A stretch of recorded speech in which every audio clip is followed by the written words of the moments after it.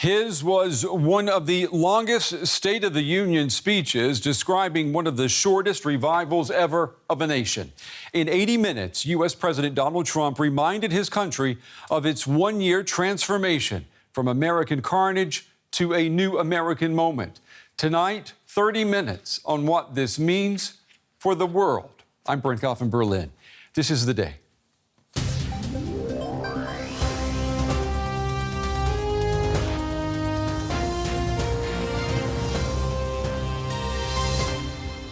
We have gone forward with a clear vision and a righteous mission to make America great again for all Americans. That I saw no joy in the speech. The speech was very long.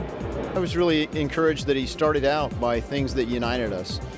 I thought the president struck a good bipartisan tone. He did talk about China and Russia, and he talked about the threat that they pose. He should have explained to Congress why he blatantly refused to impose sanctions on Russia. Donald Trump is the least popular president after 1 year in office of any president in modern American history. This, in fact, is our new American moment. There has never been a better time to start living the American dream. Welcome to the program, everyone. We begin the day with the consequences of Twitter Trump turning into teleprompter Trump. Last night, when U.S. President Donald Trump delivered his first State of the Union address, bets were taken. Would he stay on script, or would the Donald Trump that the world has come to know and expect veer from the message and tell it like it is, or tell it like he tweets? Teleprompter discipline won out last night. For 1 hour and 20 minutes, a speech that had been teased by the White House as an appeal to unity. Building bipartisan bridges, we know, is not the forte of the president, who has a 37% approval rating. His numbers outside the United States are no better. All the more reason to use the State of the Union speech to reach out to America's allies. And yet, there was no mention of Europe, no mention of NATO. The words alliance, multilateral were never uttered. Tonight, we focus on the long-winded president and the short shrift that he gave the rest of the world. Let's start with Mr. Trump's main message. Tonight, I want to talk about what kind of future we're going to have and what kind of a nation we're going to be. All of us together as one team, one people, and one American family can do anything. Americans love their country, and they deserve a government that shows them the same love and loyalty in return. For the last year, we have sought to restore the bonds of trust between our citizens and their government. Preston's reverence for those who have served our nation reminds us of why we salute our flag, why we put our hands on our hearts for the Pledge of Allegiance, and why we proudly stand for the national anthem.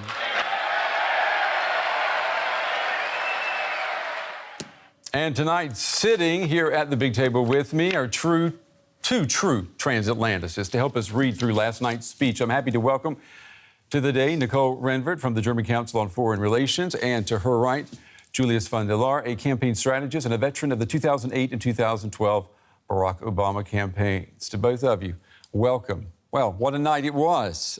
What did you both bet on before this speech? Let me ask you that. Did you think we were going to get a Twitter Trump or a teleprompter Trump? Well, I was hoping for a Twitter Trump. You were hoping for a Twitter Trump? Right, because the speech was rather conventional. Oh, okay. What did you say, Julius? I think it was in the spirit of Davos from last week, but again, it had a couple of good lines in there. What would you say was the highlight of the speech? The highlight, of course, was the authentic Trump praising himself, being the ultimate cheerleader, but most importantly, being the ultimate cheerleader for himself. From Europe's point of view, what kind of speech was this? Well, it was a speech where Europe didn't take place. I mean, you mentioned it. There was no mentioning of the alliance, of transatlantic partnership. There was no mentioning of the peace process in the Middle East. And so it was a non-European speech. Just what did you think about that? I mean, the fact that Europe was not mentioned once. I mean, that was a shocker to a lot of people. A lot of people said, you know, what did you expect? That certainly didn't shock me. Stephen Miller, Donald Trump, whoever wrote the speech, I don't think they thought about Europe even once writing it. They clearly had their eyes focused on the base, but also reaching out above the base to make sure that they get their approval ratings, which are completely underwater. Yeah. You mentioned in the lead-in that they're around 37%. They have to get those approval ratings out. And right now, with the economy booming, with the Dow Jones performing, with Trump being able to push through his tax reform, you know, he's able to sell that and say to people, look, are you better off under my first year in office than you were for a long time? And I think that's the strategy, how they're going to try to make sure that they do at least decently well during the midterms and lay out a strategy in order to win in 2020. Yeah, I think they're betting on a little bit of an approvals bump, Right. which usually comes after the first State of the Union address. What about the Russian cloud, though, that is supposedly hanging over the White House? I want you to listen to what the president said, or maybe what he didn't say. Take a listen. As we rebuild America's strength and confidence at home, we are also restoring our strength and standing abroad. Around the world, we face rogue regimes, terrorist groups, and rivals like China and Russia that challenge our interests, our economy, and our values. Julius, let me ask you, is there a strategy behind omitting the Russian investigation from the State of the Union speech? In my opinion, there clearly is. I mean, first of all, how are you going to not mention that if there's a federal investigation going on with Robert Mueller's special counsel, if Congress has passed sanctions and just a day or two before the State of the Union, this president pretty much said, well, he's not going to enact them. And didn't mention that either. He didn't mention that either, of course. So I think the strategy is clear. Donald Trump, the Republicans, are trying to muddy the waters and clearly drag down the FBI and the confidence in the FBI and the federal government in order to make sure that it's just, you know, so muddied down that people are not going to be able to differentiate in who's right and who's not. And Nicole, how do you explain that to people here in Europe when they're looking at the leader of the United States, who, in one of his most important speeches, does not even mention the reality of the Russian threat, be it cyber or be it to NATO, whatever? How do you explain that? Well, he talked about all kinds of other things, and the very long talk he gave basically focused mainly on an audience in the United States. Yeah?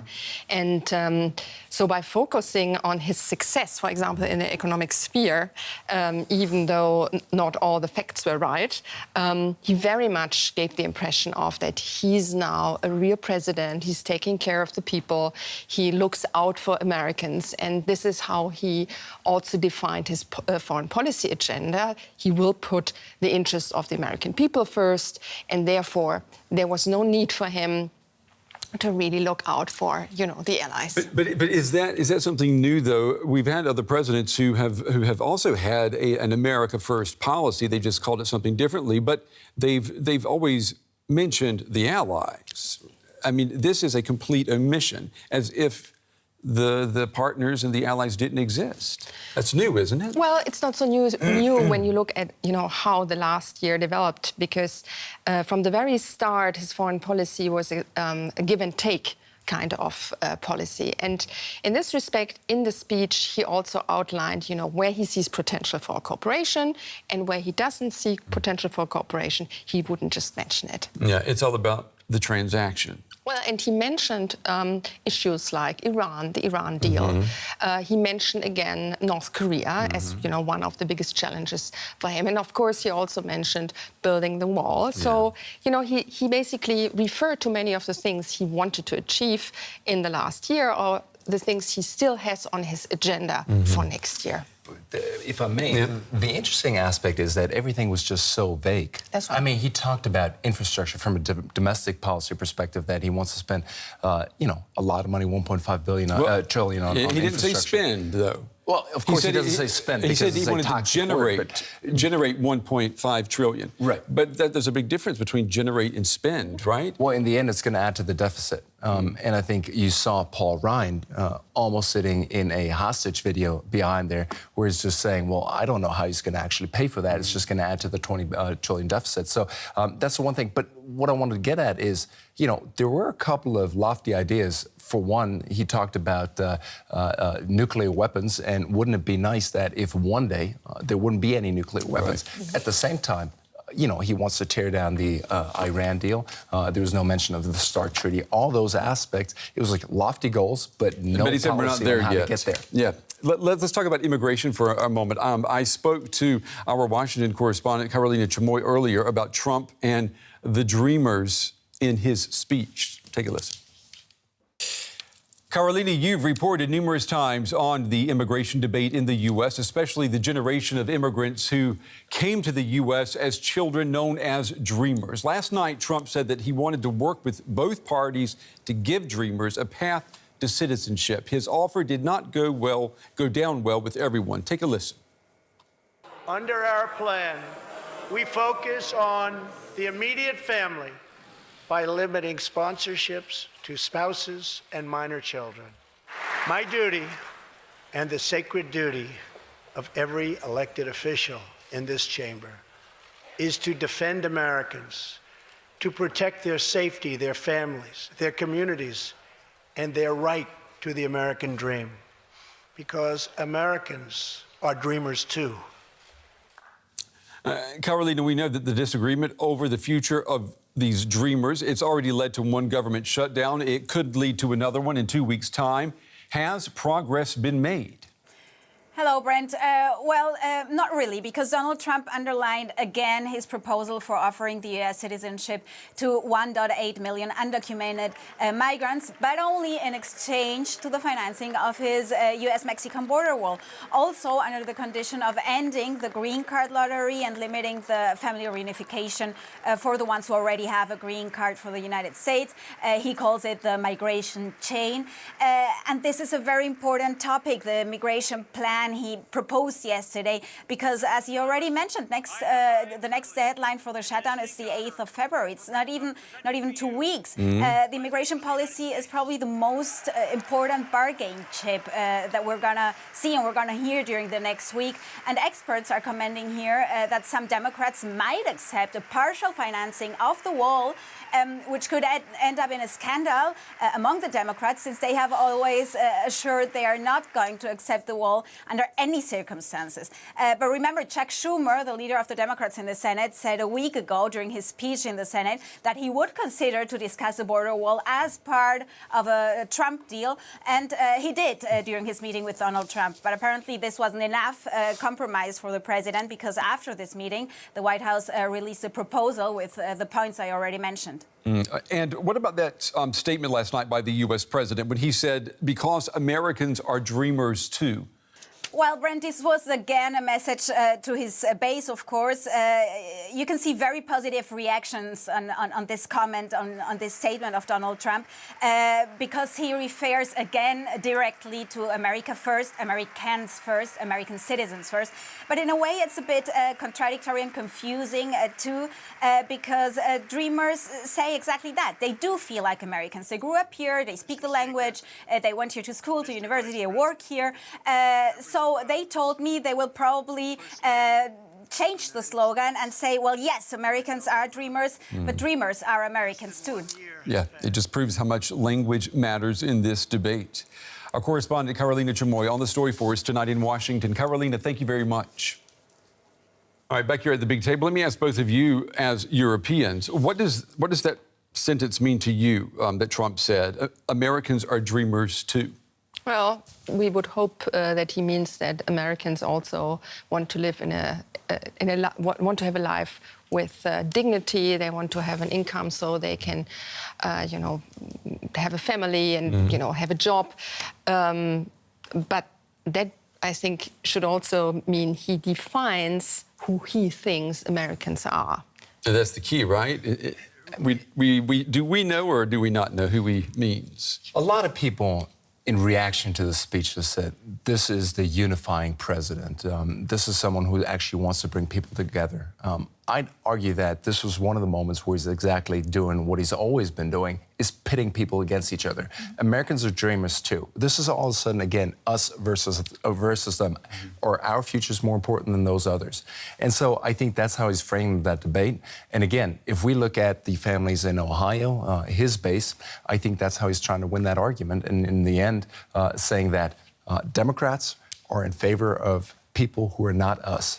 And that's how he's going to frame it. That's how it seems to have been spun. Exactly right. Let's turn it now to North Korea and the use of guests who were sitting in the gallery last night. Last night, the president used, stories of tragedy and personal strength to talk about how to deal with the menace of the hermit kingdom. Now, we had the American Otto Warmbier, who was kept in North Korea. He was returned to the U.S. He later died. His parents were in the gallery last night, sobbing, obviously mourning, and they were not the only guests. Take a look. He woke up as a train ran over his limbs. He then endured multiple amputations without anything to dull the pain or the hurt. But Sung-ho, I understand you still keep those old crutches as a reminder of how far you've come. Please, thank you.